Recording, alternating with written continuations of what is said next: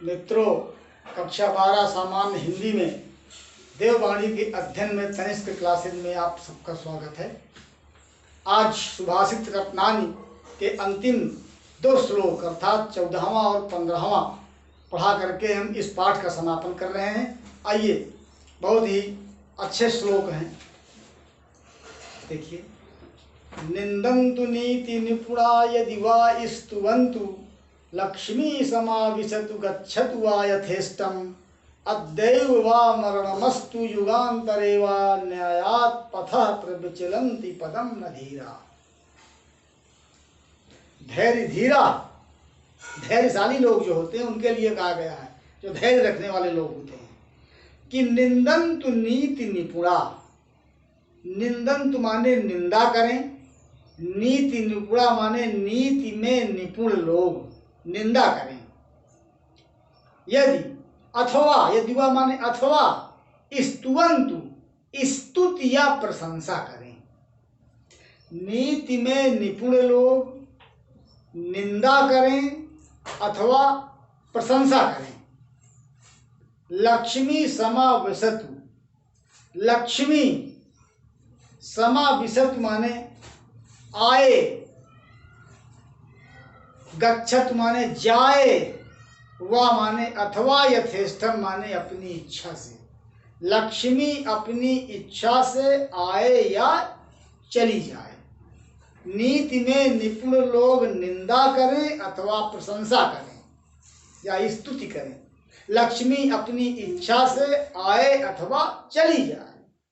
अद्यैव वा मरणमस्तु, अद्यैव माने आज ही, मरणमस्तु माने मरण हो, वा युगांतरे वा अथवा युगों के बाद मरण हो।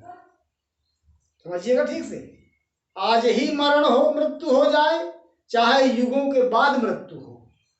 लक्ष्मी अपनी इच्छा से आए और चाहे चली जाए। नीति में निपुण लोग निंदा करें अथवा प्रशंसा करें, लेकिन न्यायात पथा, न्याय के, पथा माने रास्ते से, प्रवचिलन्ति पदम न धीरा। धीरा माने धैर्यवानों के, पदम माने पैर, पैर न प्रविचलन्ति विचलित नहीं होते हैं। धैर्यशाली लोगों के पैर न्याय के रास्ते से कभी विचलित नहीं होते हैं। ऊपर वाली चाहे जितनी बड़ी समस्याएं आ जाएं, जो धैर्यशाली लोग होते हैं वो न्याय के रास्ते पर ही कदम रखे रहते हैं। उनके कदम कभी न्याय के रास्ते से डगमगाते नहीं है। जो न्याय है उसी को मानते हैं, चाहे जो हो जाए उनके साथ। क्या क्या हो जाए, फिर से एक बार, धैर्यशाली लोगों की नीति में निपुण लोग निंदा करें और चाहे उनकी स्तुति करें। लक्ष्मी अपनी इच्छा से उनके यहाँ आए अथवा चली जाए। उनका आज मरण हो चाहे युगों के बाद मरण हो, लेकिन न्याय के रास्ते से धैर्यशाली लोग कभी भी अपना कदम विचलित नहीं करते हैं। ये है उसका हिंदी में बात लिखना है।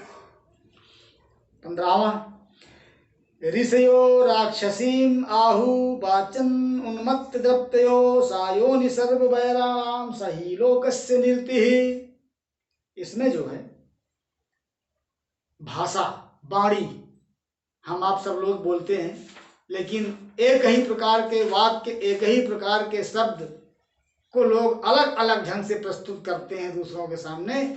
उनमें उनका जो वो होता है, क्या कहते हैं, बात करने का जो लहजा, जो ढंग होता है, वही उनके लिए सुखकारी या दुखकारी होता है। उसी बात को आप कितने ढंग से पेश कर रहे हैं, उसका प्रभाव आपके बातों पर पड़ता है। और फिर अहंकार ग्रस्त भाषा, जो लोग अहंकार से ग्रस्त होकर के भाषा बोलते हैं, वो क्या होता है, देखिए। ऋषयो, ऋषियों ने, राक्षसीम, राक्षसी, आहु माने कहा है, राक्षसी कहा, ऋषियों ने राक्षसी कहा है। किसको? वाचम माने वाणी को, उन्मत्त दृप्तयो माने अहंकार से भरी हुई या घमंड से भरी हुई। उन्मत्त दृप्तयो अहंकार से भरी हुई, वाचम माने वाणी को ऋषियों ने राक्षसी वाणी कहा है, राक्षसी भाषा कहा है। जो लोग अहंकार ग्रस्त होकर के बात करते हैं, बोला करते हैं, ऋषियों मुनियों ने ऐसी भाषा को राक्षसी भाषा कहा है। वो क्या करती है? सा वो योनि माने जन्म देती है, सर्व वैराणाम सभी प्रकार के वैर को, दुश्मनी को, शत्रुता को।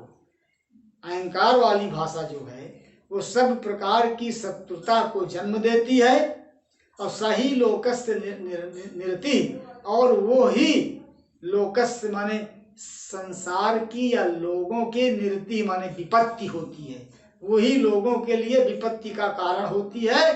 वो सभी प्रकार के शत्रुता को जन्म देती है। अहंकार से ग्रस्त भाषा को ऋषियों ने राक्षसी भाषा कहा है। एक बार फिर से, ऋषियो राक्षसीम आहु वाचम उन्मत्त द्रप्तयो।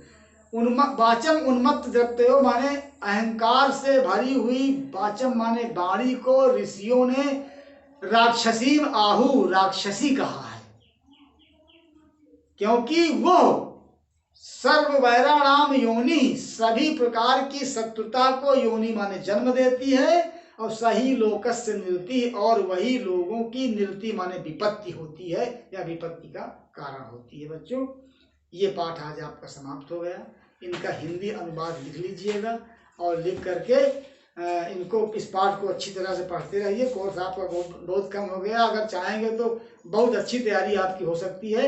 आपको कहीं परेशान होने की जरूरत नहीं है। जब तक लॉकडाउन है, जब तक कोविड-19 का प्रकोप चल रहा, तब तक आप घर में रह करके अगर पढ़ाई करेंगे वीडियो के माध्यम से, तो आपको बहुत अच्छा ज्ञान प्राप्त होता रहेगा।